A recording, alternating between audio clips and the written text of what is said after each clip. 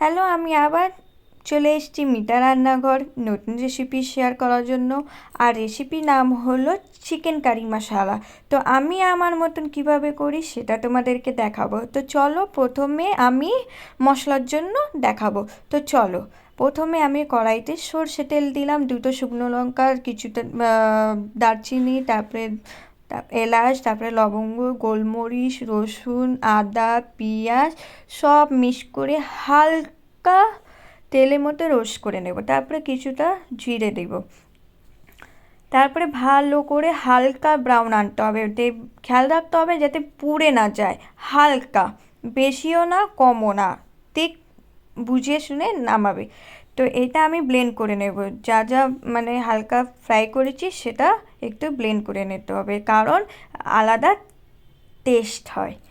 তো চলো, তো আমি এবার প্রথমে কড়াইটিতে তেল দিয়ে দেব।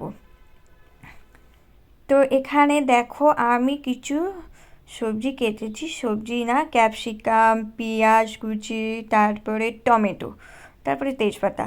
আর আমি প্রথমে কোনো গরম মশলা দিলাম না, যার জন্য প্রথমে আমি দিয়েছি ওই জন্য। তো এখানে আমি কিছু পেঁয়াজ কুচি দিয়ে দেবো।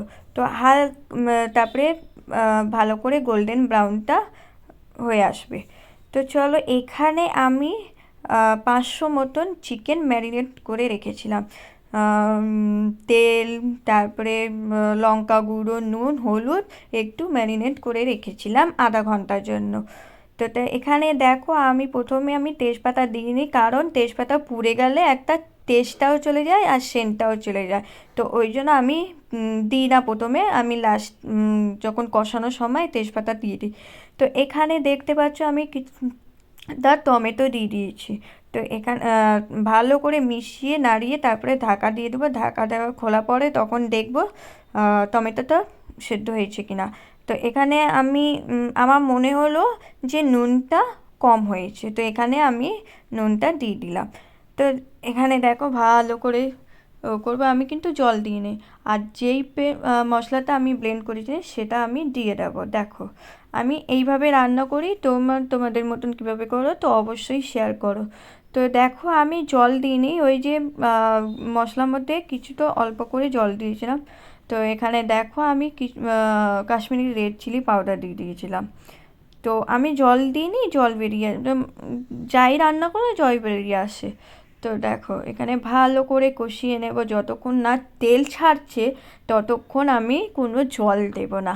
ভালো করে কষিয়ে নেব, দেখো ভালো করে কষিয়ে কষিয়ে কষিয়ে কষিয়ে তারপরে কষিয়ে নিতে হবে। তো এখানে তারপরে আমি ক্যাপসিকাম দিয়ে দেব, কারণ আমার ক্যাপসিকাম ভীষণ ভালো লাগে। তুমি যেই মাংস রান্না করো, শুধু বিরিয়ানি ছাড়া যেই রান্না করো মাংস, যে কোনো আইটেমে ক্যাপসিকাম দিলেই আলাদা সেন্ট আর টেস্ট লাগে। তো এখানে দেখো, তো যখন আমি মাংস রান্না করি তো রিকের একটু কষা মাংস লাগবে, তো ওই জন্য দিয়ে দিয়েছিলাম, তুলে নিয়েছিলাম।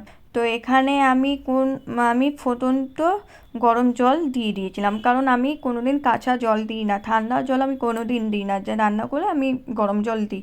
তো এখানে দেখো ভালো যখন হয়ে এসছে তখন আমি বাড়িতে দেখছি ধনে পাতা নেই, তো ওই জন্য কস্তুরি মেথি দিয়েছি। কস্তুরি মেথি দিলে আরও আলাদা মানে সেন্ট আসে, আলাদা খেতেও ভালো লাগে।